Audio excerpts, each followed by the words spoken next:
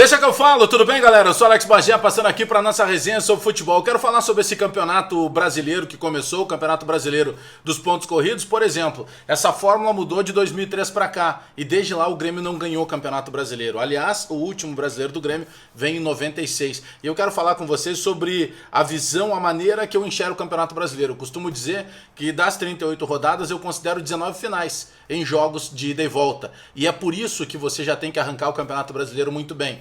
Dá um like no vídeo aí, dá o joinha pra gente fortalecer a resenha, vamos continuar nossa pirâmide aumentando aqui, traz mais gente pro canal, fala pros amigos, manda nos grupos de WhatsApp, te inscreve aí no canal se não te inscreveu ainda. Pô, tá olhando o vídeo, tá olhando o canal e não te inscreveu, te inscreve aí e aperta o sininho para receber as notificações dos vídeos. Bom, vamos lá, Campeonato Brasileiro de Pontos Corridos. De 2003 para cá, a gente pode, em determinados momentos, comemorar algumas passagens do Grêmio. Os últimos 3 campeonatos, se eu não estou enganado, o Grêmio foi o 4º colocado. E aí tem premiação, tem tudo mais, mas é inegável que o Grêmio foca na Libertadores e que o Grêmio foca na Copa do Brasil. E sabe que se a gente pegar, por exemplo, vamos pegar o ano passado, tá?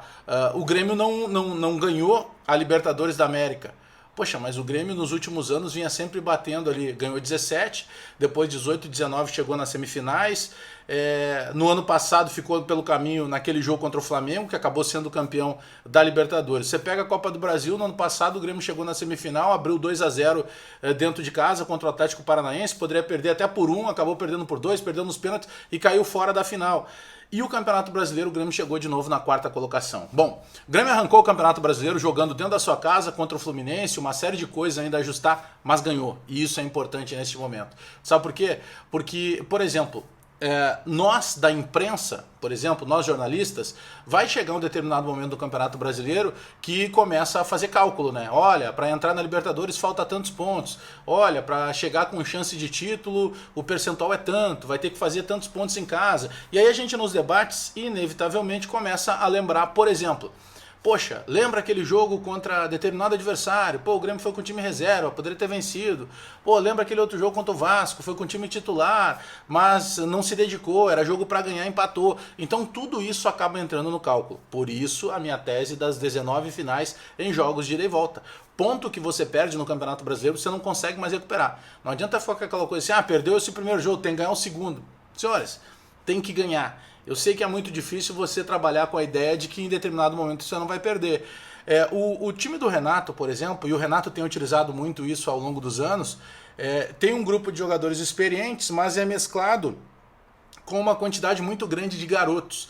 E esse Campeonato Brasileiro, deste ano, por exemplo, o Darlan já não vai ser iniciante, o Jean-Pierre já não vai ser iniciante porque já foi titular no ano passado, né? O Mateuzinho, apesar de ainda ser considerado um dos garotos, já tem experiência, já tem rodagem, inclusive com jogos de seleção brasileira. O PP está recebendo a oportunidade de começar um Campeonato Brasileiro como titular, a perspectiva dele é outra, a responsabilidade vai também, imagino, induzir ele automaticamente a amadurecer um pouco mais rápido do que ele amadureceria naturalmente. Então tem uma série de fatores aí que podem ser favoritos, podem ser, de certa forma, dá para jogar assim na conta de que o Renato possa tirar o mais positivo possível disso. Né? Isso pode ser benéfico de alguma maneira para o Grêmio. E mais, esse Campeonato Brasileiro que o Grêmio joga agora na quarta-feira fora de casa contra o Ceará, não, mas o Ceará não tem uma equipe tão qualificada assim. Senhores, no Campeonato Brasileiro esse é o tipo de jogo que passa a ser perigoso,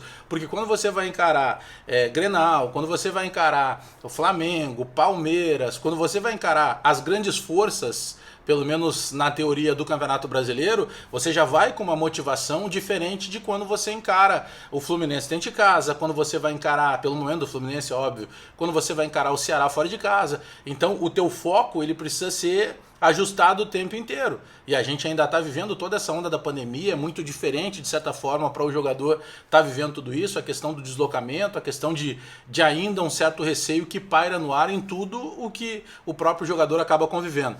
Por isso que eu considero sim que seja muito importante. E mais, a Copa do Brasil vai ser retomada só no final do mês. A Libertadores da América vai ser retomada só depois da Copa do Brasil. Então, neste momento, o Grêmio pode aproveitar de não ter aqueles jogos em paralelo, porque já teve campeonato aí que o Grêmio tinha que jogar uma partida do Brasileiro, uma partida da Copa do Brasil, uma partida da Libertadores. Então, neste momento, nessa arrancada de campeonato, aquilo que a gente chama de, daqui a pouco, estocar gordura para lá na frente poder queimar, não. O Campeonato Brasileiro é o seguinte, tu estoca a gordura para lá na frente continuar estocando gordura. Eu sei que vai ter terão jogos que vai ter uma dificuldade ou outra, vai ter uma surpresa ou outra, e o Grêmio vai perder. Isso faz parte do processo do futebol. O futebol é desse esporte coletivo, quem sabe o principal esporte coletivo, em que a zebra está sempre pronta para entrar em campo. Mas você não pode desperdiçar nesse momento. Repito, não é frase de coach, não. Os jogos que aparentemente são menos difíceis acabam se tornando realmente os difíceis pela tal da motivação, pela tal da concentração. Quando você joga contra favorito, contra briga de cachorro grande, você naturalmente entra concentrado, você sabe que você não pode errar. Quando você joga contra um adversário que é um degrau a menos, um degrau abaixo na questão de qualidade, de estrutura, até de propriamente tradição em confrontos, naturalmente essa, por vezes, falha na concentração acaba acontecendo, e isso é decisivo para um campeonato de pontos corridos, para um campeonato que te exige o tempo inteiro regularidade. É por isso que eu considero o Campeonato Brasileiro de pontos corridos um campeonato que são 38 rodadas e que você tem que encarar como 19 finais em jogos de ida e volta. E por isso que é importante estocar ponto. É importante minimizar o erro. E para isso, o Renato vai ter que entrar em campo de novo, porque ele está procurando algumas contratações, ele tem alguns jogadores do departamento médico e ele vai ter que fazer... andar com o que ele tem, mas o que ele tem é suficiente para andar, e eu acredito sim que suficiente, inclusive, para não pensar só em vaga de Libertadores. Ficou muito fácil. Você tem 20 clubes na Série A, classificam 6 de forma, 4 direta, mais 2 indireta, daqui a pouco pode ter mais um 7º ou 8º, quase metade dos clubes podem classificar para Libertadores. Vaga na Libertadores é obrigação. Vaga da Libertadores não é mais mérito. Mérito sim é você chegar na parte de cima e disputar ponto a ponto a possibilidade de finalmente ser campeão do Brasileiro de pontos corridos. Tá bom, galera? Dá o like no vídeo, dá o joinha para fortalecer a nossa resenha aí. Te inscreve no canal, espalha nos grupos de WhatsApp, vamos aumentar a pirâmide, traz os amigos aqui pro canal. Aperta o sininho aí para receber as notificações aqui no canal para nossa resenha de sempre, tá bom? Abraço todo mundo, até daqui a pouco.